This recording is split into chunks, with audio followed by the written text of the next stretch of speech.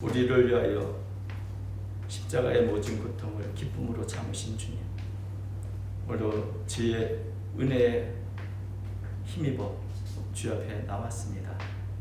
지치고 피곤한 심령으로 왔을지라도 주님 앞에 예배할 때 우리에게 참된 기쁨과 믿음이 우리 마음에서부터 우러나는 줄로 믿습니다.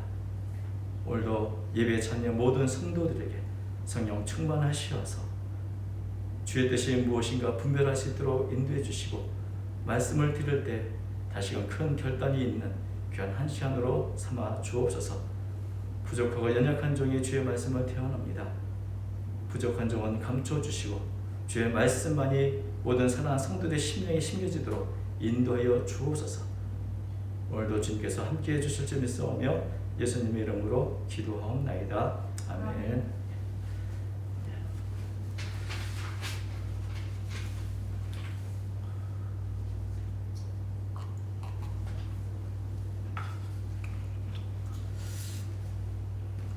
한 주간 동안 평안하셨습니까?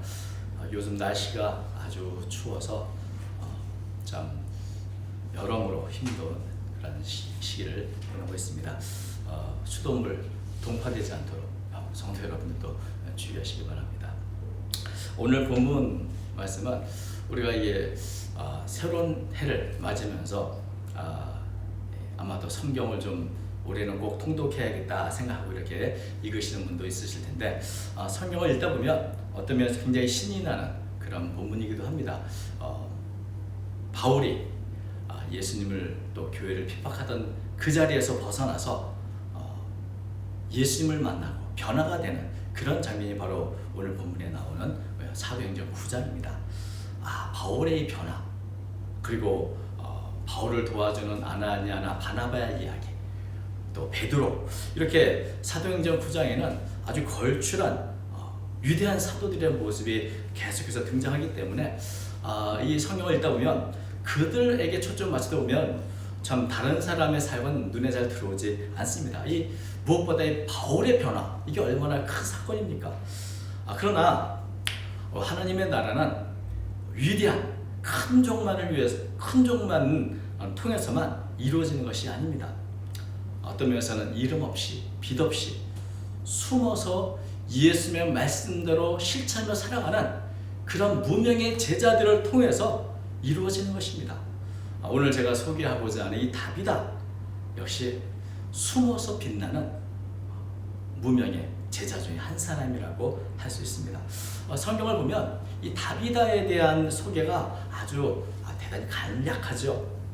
그런데 이 다비다에게는 신약 성경, 성경 전체라 해도 더하니 아닙니다만은 딱 한 번밖에 나오지 않은 독특한 단어로 이 다비다를 소개하고 있습니다. 바로 여제자라는 단어죠. 36절 보니까 이렇게 다비다를 소개합니다. 욥바에 다비다라는 여제자가 있으니 그 이름을 번역하면 도르가라. 제자란 예수님 따르는 사람이고 예수님의 말씀을 실천하는 사람입니다. 예수님을 주님으로 모시고 예수님의 가르침을 따라 살아가는 사람, 그런 사람이 바로 제자라고 하시는데, 일반적으로 사도행전에서 제자들이라고 있는 복수를 사용하면 그 안에는 남자 제자, 여자 제자 다 포함된 모든 성도들을 의미하는 그렇습니다. 그러나 단독으로 제자라고 할 때는 한 사람 한 사람 소개할 때는 특별히 복음 전파에 아주 큰 역할을 했던 사람들에 대해서 이렇게 소개를 하죠. 우리가 사도행전 9장 10절 보면 다메섹에 아나니아라는 제자가 있더니 이렇게 아나니아를 소개하고, 또 사도행전 16장 1절 보면 거기 디모데라는 제자가 있으니 이렇게 이제 디모데를 소개합니다. 모두 우리가 잘 아는 것처럼 아나니아는 바울이 교회로 처음 등록할 때부터 이렇게 도와줬던 제자이고, 또 디모데는 바울의 어떤 수종을 들며 복음을 했던 역군이었습니다. 그런데 동일한 방식으로 다비다 역시 이렇게 소개합니다. 9장 16절 욥바에 다비다라 하는 여제자가 있으니, 그러니까 아나니아, 디모데와 같은 방식으로 이렇게 다비다를 소개하고 있다는 것이죠. 특별히 이 다비다가 여자이기 때문에 여성, 여제자. 근데 이 여제자는 아까도 말씀드렸지만 성경에 한 번밖에 나오지 않는 그런 단어입니다. 예수님을 따르던 수많은 여자 제자들이 있었습니다. 그런데 유독 다비다에게만 여제자라고 소개하는 이유가 뭘까요? 아마도 그것은 정말 다비다는 그만큼 아주 특별하고 중요한 제자라는 것을 아마도 보여준다 생각이 듭니다. 그런데 다비다가 어떤 여성이었는가? 사실 성경에서는 우리가 잘 알 수 없습니다. 우리가 알 수 있는 것은 다비다라고 하는 이름이나 또 그가 살고 있는 욥바, 살던 곳이 욥바라는 정도입니다. 그래서 다비다가 살고 있는 욥바는 우리가 사실 잘 알고 있는 곳입니다. 왜냐하면 우리 구약성경에 보면은 하나님께서 요나에게 니느웨로 가라고 할 때 니느웨가 다시스 도망치기 위해서 어디서 배를 타죠? 욥바에 가서 거기서 배를 타고 도망을 칩니다. 그러니까 욥바라는 것은 우리가 아는 것처럼 항구 도시구나. 또 어느 항구 도시인가? 유대 지역의 가장 마지막에 있는 항구 도시여서 그곳에서부터 이제 이방으로 갈 수가 있게 되는 그런 곳입니다. 말하자면 욥바는 유대의 마지막 끝에 있는 변방이고 또 이방과 경계를 하고 있는 그런 항구 도시라고 할 수 있는 것이죠. 그러니 욥바에는 뭐 이방인들도 살고 유대인들도 사는 그래서 그곳에서는 그 당시 대부분의 지역이 그때 그런 것처럼 아람어와 또 헬라어가 이렇게 함께 사용이 됐던 것입니다. 그래서 다비다의 이름도 히브리식 다비다라는 이름을 다시금 이 헬라식 도르가라고 하는 이름으로 이렇게 번역을 해주고 있는 것이죠. 그래서 성경을 계속 보면 과부들은 이 도르가라 부르고 베드로는 다비다라 부르는 이런 모습도 보게 되는데 이렇게 두 가지 이름 그러나 뜻은 한 가지 뜻입니다. 바로 사슴이나 영양을 의미하는 그런 이름이죠. 이 다비다라는 이름은 굉장히 평범한 이름입니다. 이 AD 90년에 있는 랍비 문헌에 보면 이상하게 이 문헌에는 다비다라는 이름을 사용한 여자는 다 노예들이었다고 생각해서 아마도 다비다도 어떤 면에서 가정형편이 굉장히 좋지 않은 하층 계급이 아니었나 이렇게 추측을 하기도 합니다. 그러나 또 다른 문헌에 보면 다비다라는 이름을 갖고 있는 귀부인도 있습니다. 그러니까 이 다비다의 이름으로는 우리가 알 수 있는 게 많이 없죠. 그 당시 평범한 하층이나 귀부인이나 쓸 수 있었던 그런 이름 가진 사람이다. 또 다비다에서 성경에 알려진 바가 없기 때문에 추측이 참 많습니다. 그러나 정확하게 우리가 성경을 통해서 다비다에 대해서는 나이도 모르고 또 가족 관계도 모르고 심지어는 다비다가 결혼한 사람인지 과부인지도 우리는 알 수가 없습니다. 그럼에도 불구하고 우리가 분명하게 다비다에 대해서 알 수 있는 것은 다비다는 예수님을 따르고 그 말씀을 실천하며 살았던 여제자였다는 것입니다. 많은 사람들, 많은 성도도 있지만 다비다에게 이런 여제자라고 하는 호칭을 특별히 부여하는 것은 아마도 다른 사람들과는 다른 정말 예수님의 뜻을 따라 말씀을 따라 살았던 그런 삶을 보여준다는 생각을 하게 됩니다. 계속해서 성경에서 다비다의 삶은 이렇게 소개하죠. 선행과 구제하는 일이 심히 많다니.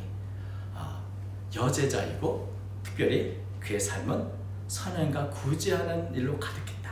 이 심이 많다는 이 말은 원어를 보면 이제 가득하다, 충만하다 그런 의미하는 단어입니다. 다시 말하면 다비다는 그의 삶 속에 선행, 구제하는 일이 가득했다는 것을 말해주고 있는 것이죠. 그런데 우리가 선행이나 구제하는 것은 어떤 사람이 한다고 생각합니까? 대부분 이 선행 또 구제하는 일 이런 것들은 재물이나 어떤 재산이 많은 사람들이 가난한 사람들을 위해서 나눠주고 베풀어주는 것을 의미하는 그런 말이죠. 우리나라에서도 흔히 곳간에서 인심이 난다는 말이 있습니다. 뭔가 좀 선행을 하고 남을 도와주고 베풀어주기 위해서는 내가 무언가 재산이 있고 뭐가 가진 게 있어야 되지 않나 라고 생각하게 되는 것이죠.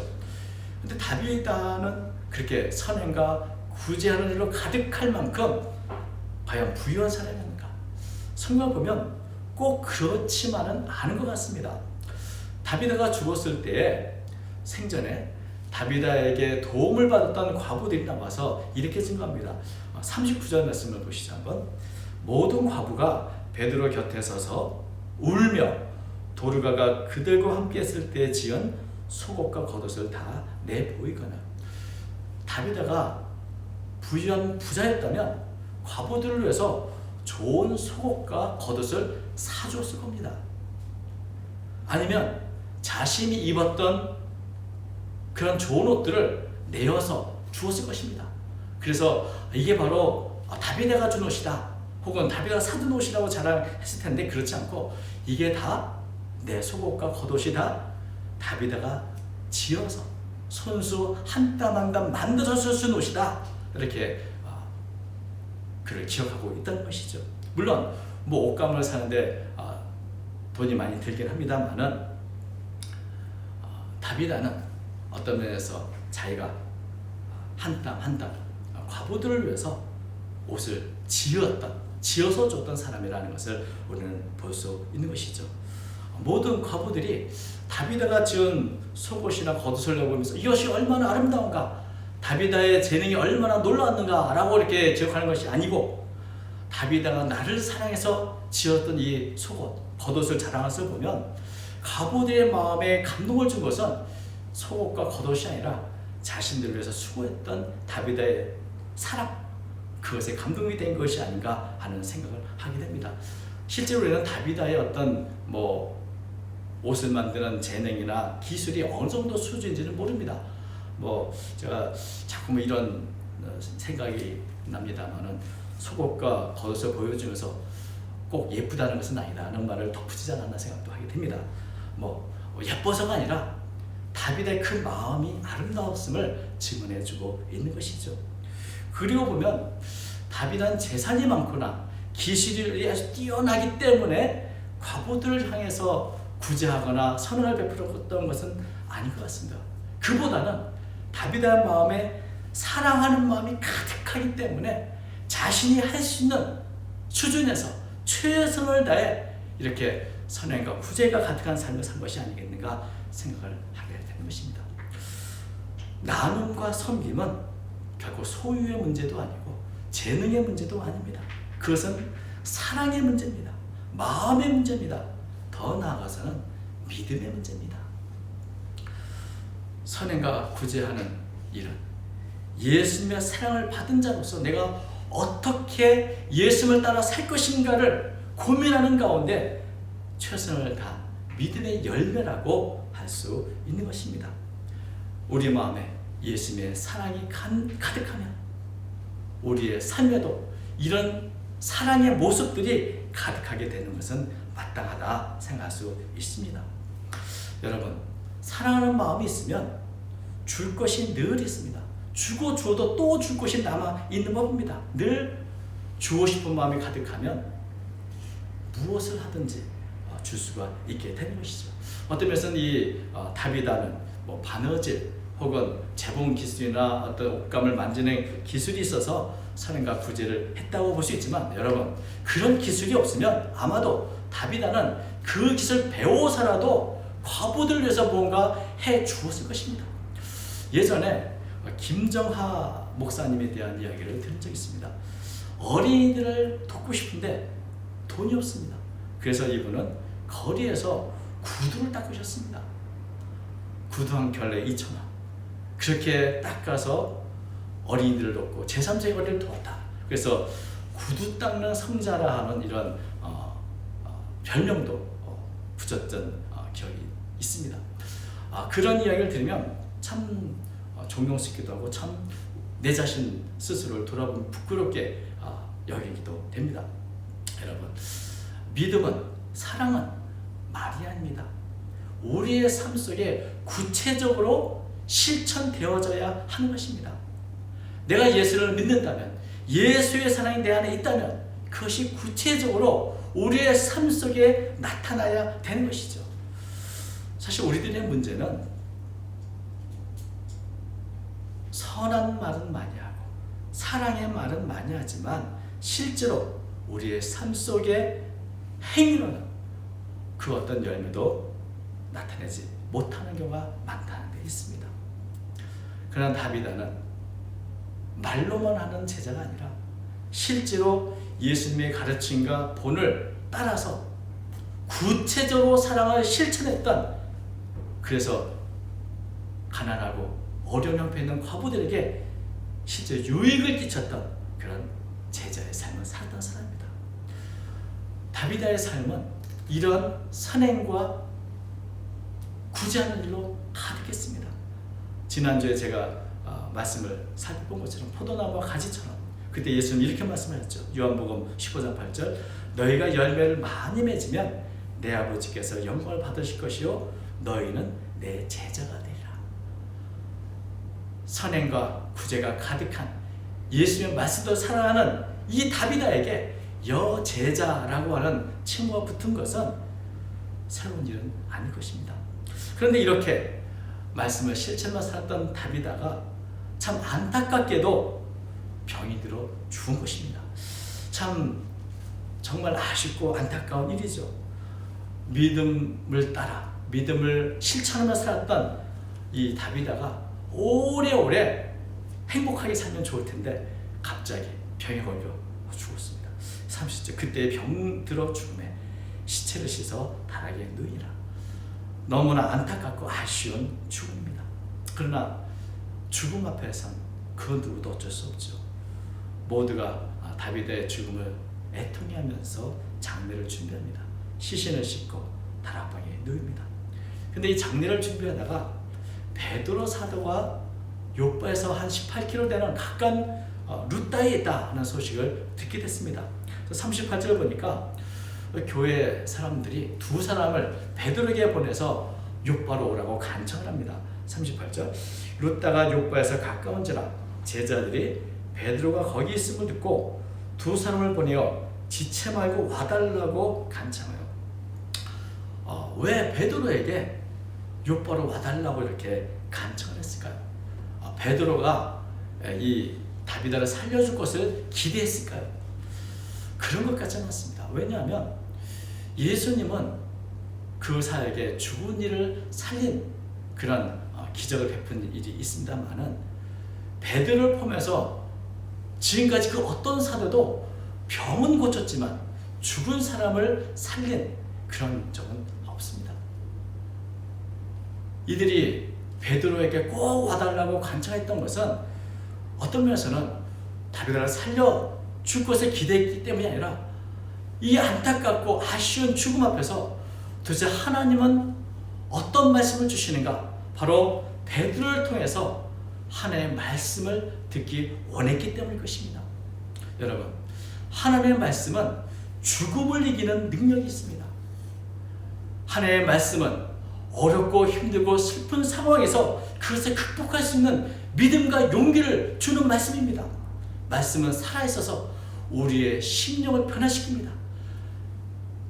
애통하고 또 앞으로 어떻게 할지 알지 못하는 이들에게 어떤 면에서는 하나님의 위로를 기다리며 베드로 사를 통해서 하나님의 뜻을 깨닫기를 원했고 갈 길을 인도받기를 원했을 것입니다. 그래서 이들은 베드로에게 꼭 요바에 와달라고 간청을 했고 또 그 베드로를 통해서 주시는 하나님의 말씀을 듣기를 원했을 거라 생각이 듭니다.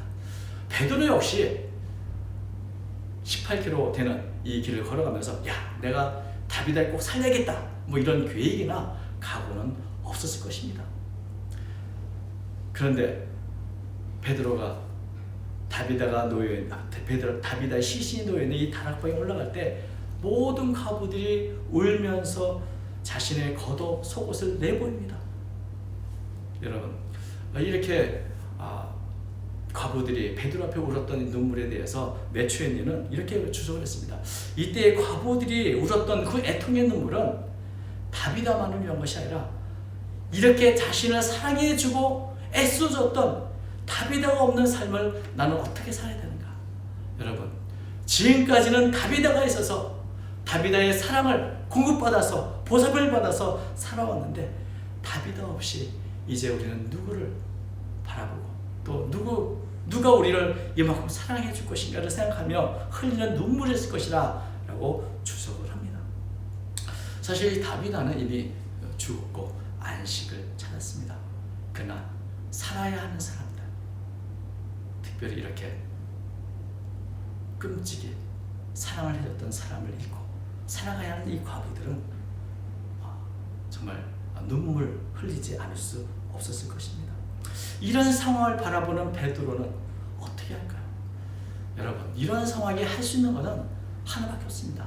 바로 기도밖에 없죠. 문제가 있을 때, 어떻게 할지 알지 못할 때 우리가 할 수 있는 것은 기도입니다. 기도가 답입니다. 그래서 베드로 역시 사람들을 다 내보내고 기도하기 시작합니다. 40절, 베드로가 사람을 다 내보내고 무릎을 꿇고 기도하고, 사람을 다 내보내고 오직 하나님 앞에서 무릎을 꿇고 기도합니다. 모든 인간적인 생각, 욕심 버리고 하나님의 뜻이 어디 있는지, 하나님께서 어떻게 하실 것인지 구하며 기도했을 것입니다. 그때 베드로에게 큰 감동이 있었습니다. 베드로는 죽은 다윗을 향해서 하나님의 말씀을 선언합니다. 돌이켜 시체를 향하여 이르되 다윗아야 일어나라 하니 그가 눈을 떠 베드로를 보고 일어났는지라. 여러분, 죽은 시신 앞에 서서 일어나라고 사실 베드로는 지금까지 한 번도 명령해 본 적이 없습니다. 이거 처음이죠. 그런데 하나님께서 주시는 특별한 감동이 있기 때문에 하는 명령이었을 것입니다. 다윗아야 일어나라. 이것을 아람어로 말하면 다비다쿰입니다. 이것은 우리가 예수님께서 야이로의 딸을 일으키실 때, 죽은 야이로의 딸을 살리실 때 했던 말과 거의 같은 말이죠. 마가복음 5장 41절 보면 이렇게 되어 있죠. 그 아이의 손을 잡고 이르실 때 달리다쿰. 이 말은 아이야 일어나라, 소녀야 일어나라는 그런 의미인데, 이 다비다에게 바로 다비다쿰을 한 것이죠. 그런데 이 베드로의 명령에 다비가 눈을 떴습니다. 베드로를 보고 일어나 앉았습니다. 베드로는 손을 내밀어 다비를 일으켰고 모든 성도들과 하부들에게 다비가 다시 살아났다는 것을 보여줬습니다. 생각지 못한 놀라운 기적이 일어난 것이죠. 다비가 다시 살아난 그것은 정말 무엇보다도 과부에게는 큰 기쁨이고 위로가 되었을 것입니다. 교회의 큰 기쁨이었던 이 사건은 교회뿐이 아니라 온 욥바에도 영향을 끼쳤습니다. 42절, 온 욥바 사람이 듣고 많은 사람이 주를 믿더라. 다비다의 기적은 온 욥바에 전해졌고 그 소식을 들은 많은 사람들이 예수님을 믿게 되었다. 여러분, 이 사건을 통해서 욥바의 복음이 전파되는데, 이 욥바가 어디입니까? 바로 유대 변방에서 이방으로 건너가는 길목에 있는 그런 항구 도시입니다. 이 사건이 욥바를 변화시켰고 욥바를 넘어서 가이사랴와 온 세계 복음을 전파하는 그런 고리가 되었던 것을 우리는 계속해서 알게 됩니다. 예루살렘에서 시작한 이 복음이 땅끝까지 전파될 수 있었던 것은 바울이나 베드로, 바나바 같은 걸출한 복음의 종들 뿐만이 아니라 다비드처럼 이름 없이 빛 없이 자기 자리에서 사랑을 실천하고 예수의 말씀을 따랐던 수많은 다비드 같은 이름 없는 제자들을 통해서 일어난 것임을 저는 보게 됩니다. 그래서 다비드 이야기는 단지 하나의 기적 사건이 아닙니다. 그것은 우리가 보기에는 어떻든지, 또 내가 능력이 있든지 없든지 내가 있는 자리에서 최선을 다해 주어 믿고 따르고 사랑을 실천한다면 하나님의 뜻은 때가 되면 가장 완전하게, 가장 아름답게 이루어진다는 것입니다. 여러분, 우리가 있는 자리, 그 자리가 어떤 곳이든 내가 재능이 있든지 없든지 내가 할 수 있는 대로 예수님의 뜻을 따라, 말씀을 따라 사랑을 실천하는 삶을 살아가기 바랍니다. 그것이 우리가 이 땅에 해야 할, 또 할 수 있는 가장 위대한 일인 것입니다. 하나님의 일은 바로 이런 믿음을 따라 구체적으로 삶을 실천하는 삶을 살아가는 이런 하나하나의 제자들을 통해서 이루어집니다. 이루어지는 것입니다. 하나님의 계획과 뜻, 그 뜻은 바로 이렇게 숨어서 빛나는 무명의 제자들을 통해서 일어난다는 사실을 우리는 다비다 사건을 통해서 배울 수 있습니다. 올 한 해 우리가 무엇을 계획하든 적어도 한 가지, 제자의 삶, 다비다처럼 숨어서 빛나는 그런 제자의 길을 가겠다고 다시 한번 마음에 다짐할 수 있기를 바랍니다. 내가 무엇을 하든지 내 안에 예수님의 사랑을 품고 그 사랑을 어떻게 하든 실천하며 살겠다, 그런 복된 제자의 길을 걸어가겠다, 그런 결단이 있고 또 그런 결단을 실천하는 저와 여러분의 삶이 되기를 바랍니다. 그럴 때 우리의 삶에도 선행과 또 굳이 하는 일이 가득했던 열매 많은 다비다 같은 그런 복된 삶이 될 줄로 믿습니다. 오늘도 말이 아니라 삶으로 예수님을 증거하는 복된 삶을 살아가는 저와 여러분 되시길 주의 이름으로 축원드립니다. 기도하겠습니다. 거룩하신 하나님 아버지, 우리는 연약합니다. 그러나 주의 말씀을 붙잡고 주의 말씀대로 살아가기를 원합니다. 아버지 하나님, 오늘도 이름 없이 빛 없이 주님 말씀을 따라 살아갔던 다비다의 삶을 돌아보면서 주님, 우리도 우리가 있는 자리에서 최선을 다해 숨어서 빛나는 아름다운 제자의 길을 걸어가기 원합니다. 지금 저희들을 축복하여 주시고 우리 함께하는 교회와 모든 성도들이 숨어서 빛나는 사람들이대로 인도해 주옵소서. 우리 사랑하는 성도를 통해서 하나님의 뜻과 계획을 이루어 주시옵소서. 모든 사랑하는 성도들 마음속에 다비다가 일어난 것처럼 참 놀라운 기적을 경험하며 주의 뜻을 실천한 저희가 되도록 도와주옵소서. 오늘도 언제나 함께해 주시는 믿사옵고 모든 것을 살아계신 예수님의 이름으로 간절히 기도하옵나이다.